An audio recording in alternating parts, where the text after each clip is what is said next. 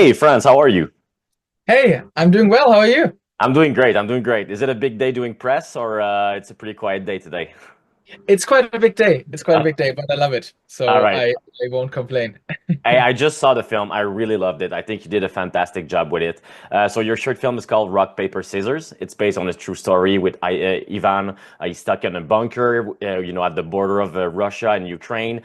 The real story is equally devastating and inspirational. So I'm just curious, how did this project came to life? Yeah. So firstly, I really want to say that this whole project truly is the result of a great teamwork. And I'm ex especially grateful for the real Ivan behind the story, who I've met during his training in the UK. I've met him roughly 2 years ago. I've met him when he was 17. And yeah, I mean, to be honest, I just asked him about the wound that he had in his leg. We sort of ended up talking about it, and basically he told me the story, and I was so impressed by it and so moved and touched by it that I then decided to explore it further and even do it as my graduation film from the NFTS from the National Film and Television School. So you actually met him in real life. Yes, yeah, yeah, Oh, yeah. so that must have been extremely like, because I don't want to say too much about what happens in the film, but when you hear all those stories, I mean, of course, it's like it must have been a huge source of inspiration for you. Like, I mean, it's such a it's crazy. I didn't know you met him in real life and everything. I didn't know it was like this authentic to the real life story. I would say so. Yes, I've met him in real life quite a few times. I would say we became quite close friends, and I'm also not disclosing too many details about the film, but he managed to see the finished film, Wow. and Okay. it was really, really cool. Well, when I say cool, it was really, let's say, important to have this exchange about the film, and also to hear his feedback and his take on the script and everything. I would say. I know it's always difficult and always different with true story based material. I would say this film follows the true story behind it relatively closely. And obviously it's just telling a story over one day or essentially over maybe 2 or 3 hours. Mhm. So we were able to stick to the original material quite closely. And I mean, it's beautiful that you had the chance to show him the final product because it must have been personal for you at this point because you know the person, and it's by the way, great job, like just translating this meeting. You meet this person and you ask him a question about a wound, and then it becomes this short film. So really great job taking this little ID and bringing it on the big screen. It must have been a challenging project to attack as well. I'm thinking just of the location, the logistical problem with all the fighter planes and such. So first of all, where was it shot, and was like what was the most challenging aspect of the shoot? So Rock, Paper, Scissors was produced as part of the NFTS graduation film program. That means two things. Firstly, it means that the budget is set. There is no way to raise additional funds for it, so there's a very strict limit on what you can do financially. Mhm. But secondly, obviously, then that's the big advantage is that we have access to amazing equipment and a truly fantastic team. I mean, we had amazing HODs and an amazing crew for this project, and I'm very grateful for them. And most of them were NFTS students at the time. And we were quite sure and quite confident about this story early on. So the whole location scouting process and the whole production design process, and I'm really talking about the design of where do we want to do this, how do we want to do this logistically, what makes sense. I think we started that process quite early on, and I'm grateful for our DOP Sunshine and also for our production designer Shivani, and obviously also our production manager Jade and our producer Hader for really accompanying that process with a lot of care, a lot of precision, and a lot of detail.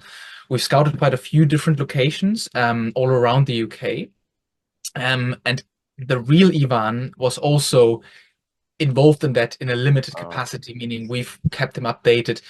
And the decision for the exterior location and the interior location was actually in very close correspondence with him. The interior location was shot in North London in Watford, in an old chocolate factory. And I have to say, when we first entered the location, it looked nothing like a bunker, and it Really? just looked like a sort of corporate industrial sort of area. But our production designer Shivani really did her magic together with her team and really transformed it into this quite, I would say, claustrophobic Hmm. and sort of intense place. And the exterior place, we did a lot of scouting for that, and we ended up with a location in North Wales, where the location owners were really kind and allowed us to shoot there. And it's sort of this post-industrial landscape, which, Hmm. as Ivan said, is very similar to where the original story took place. And yeah, I'm just very thankful for our team that we were able to do this with so much time and care. Yeah, that's beautiful because you talk about the inside versus the outside. It seems like there's a big contrast because when there is outside on a battlefield, it's all desaturated, it's cold. But when he's inside in the bunker, there's a certain warmth to it, and he starts playing, rock paper scissors with his little kid. So there's a certain level of emotion that you can feel in that bunker. So I'm just like curious, like what was your approach in crafting the visual identity of this film? So first of all, I would say again, um, the huge advantage is that, or was that, Sunshine, the film's DOP, was involved in that project quite early on.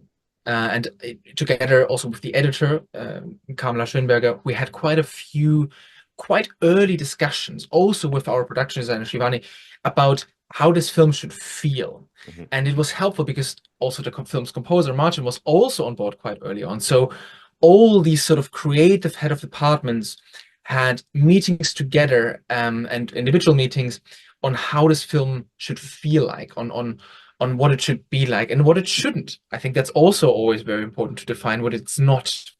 And we wanted to be as authentic as possible. And we wanted to make sure, because obviously, again, that's something that Ivan kept telling us as well.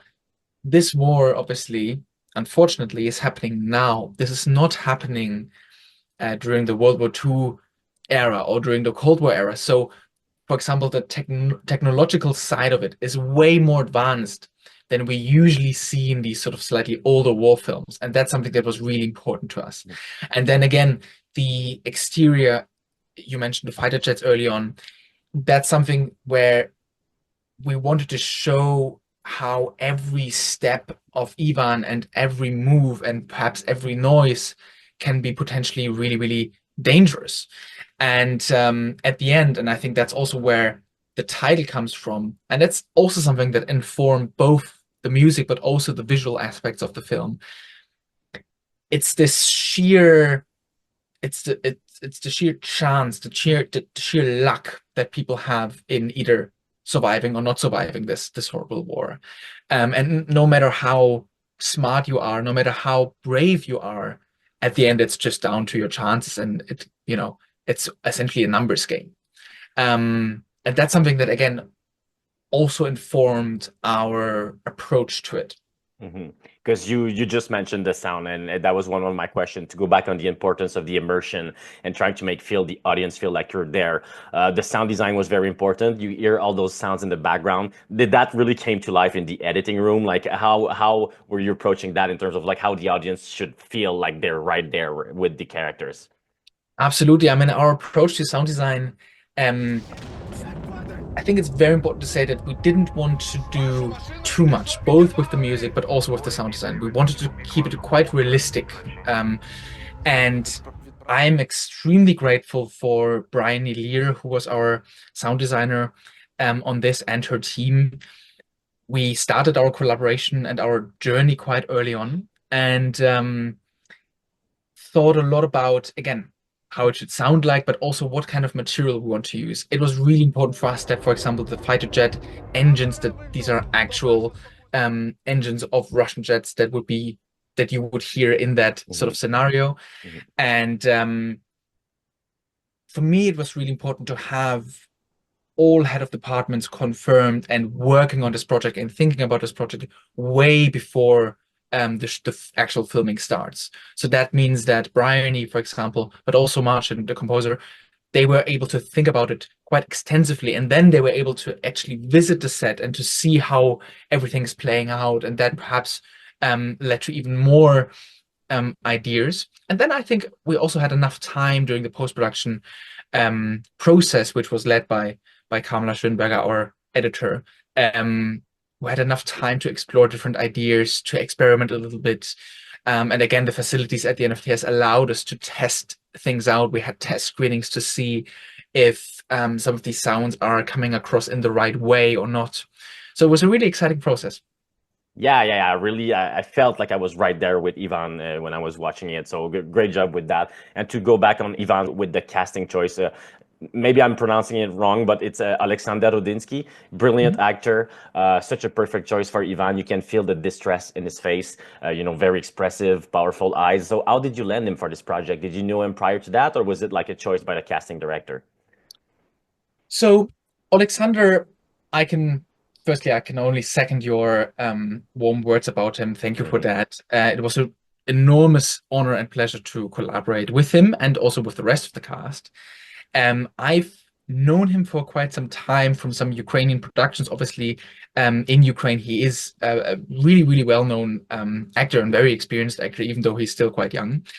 And when we thought about the project, when we had the first draft of the treatment ready, we just thought, let's just approach him and see how it goes. Hmm. And actually, the response was very quick and very warm. And even though I wouldn't have thought it, he quite quickly agreed to do it.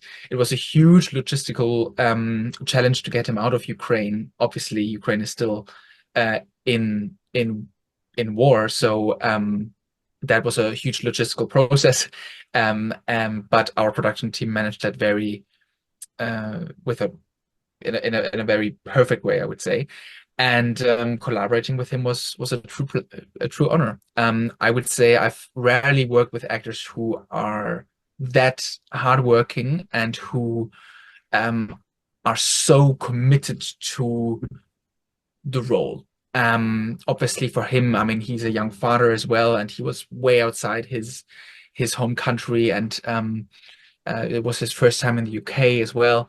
So it was a tough job for him, I believe, but he did very well, and I think he inspired everybody on set, including me.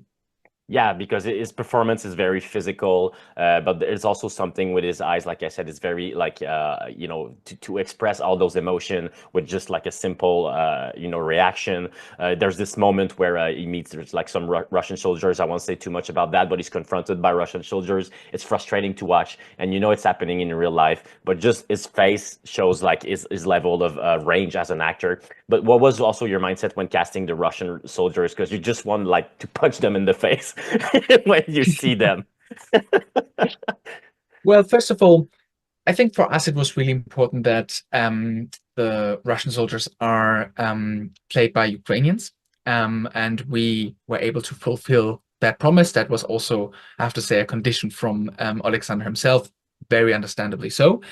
So all these people that are playing these Russian soldiers have had some sort of real life experience how it feels to be in similar situations. Mm, Um, Sebastian Anton, who is an actor who I love very much and who traveled all the way from Germany for that project, is someone who I think it took a little bit of convincing for him to accept that role because obviously it's not only, let's say, the villain in this story in mhm. particular, but given the current geopolitical situation, of course, as an actor, you would think twice about that. But I have to say, collaborating with him was an a, such a such a great experience, and we did quite a lot of rehearsals, and I think it was during the rehearsals where we really got to play and experiment with the physical situation of it. And I think especially him, the Russian squad leader, who is perhaps also a hired gun, who has been a soldier for quite some time, who has some sort of experience behind him. I think it was fascinating to see how he approached that role and how he was able to transport it on screen. Yeah, absolutely. I agree with that. And it was just this moment is like I said, it's frustrating to watch, but at least in some ways, this is I feel like your goal when doing this film is you want to tell a message, something that's really happening. And I like it when a film makes us aware of like the ugliness of war and all the casualties that come with it, and while keeping in mind that we're still human beings. So, I mean, is that what drove you to tell that story? Yeah, I would say so, and I would say that especially in today's world, mm, when we discuss the war in Ukraine, we often think about numbers. Okay, so far X Y amount of people have died. Oh, okay, on this day during this Hmm. attack, X Y Hmm. amount of people Hmm. have died. And I think this project is all about zooming in on one particular story, on one particular incident, and it shows that, and I think that's something that people misunderstand these days, at least a little bit. I think some people think that for some reason that this war is all about trained soldiers on side A versus trained soldiers on side B, and they've agreed to potentially die, and now they're fighting each other. But Hmm. it's obviously goes without saying so much more than that. And I think this story in this film is all about that, and all about the horrors of war, essentially. Hmm. And I it was quite interesting during the development process. There were lots of development meetings, and I think a person um, once said that, oh, I do believe we have seen this story before. This kind of story has been told before, and I agree that unfortunately it has been told before, and there are perhaps similar films about that. But unfortunately, it's still happening. So that I think motivated the whole team. Again, this was a very team-led Hmm. project. It motivated the whole team to tell the story in that way, and also, again, without giving too much away, we didn't want this to be like a happy ending film Hmm. where everything is resolved in the end, because obviously, looking at the geopolitical situation at the moment, it just isn't. I mean, it must have like become really personal also with Ivan and everything that happens with there. Like, I feel like especially since you met him and he told you the story and it was ongoing and everything. I mean, that the project all makes sense. So, what are you the most proud of in this film? I would say the people who have worked on this film make me very proud. And it was a really, really amazing journey. It was obviously challenging to confront all of this. It was challenging very challenging to organize. But I'm extremely proud of how everybody who has worked on this film, cast and crew, have given their absolute best and invested so much in this project. It led to a really, really nice festival journey. We're now even longlisted for the 2025 BAFTAs, which is something that all of us still can't really believe, and it's absolutely amazing. So Mhm. it's a huge honor. But yeah, I think the people behind it, the people in it, um, collaborating with Oleksandr was really an honor of a lifetime. Yeah, so I guess for future project, is there the exciting people you want to bring on board with? Because I feel like you have some things cooking. I saw your Instagram page. You have a future project in development. We have a future project in development, which is still sort of slightly early stages. We are very much hoping to shoot at the end of this year. And yeah, I mean, some of the people that have worked on this graduation project on rock paper scissors, we would love to bring on board for the next project.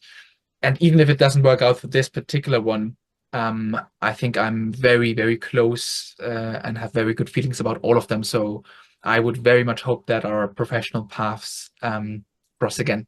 And Awesome. Thank you for your time, friends. And once again, great job at crafting like a great short film with an important story at its core. And just talking with you, I understand it's even more like personal to you. So I love that you were able to achieve that, and I really enjoyed the film.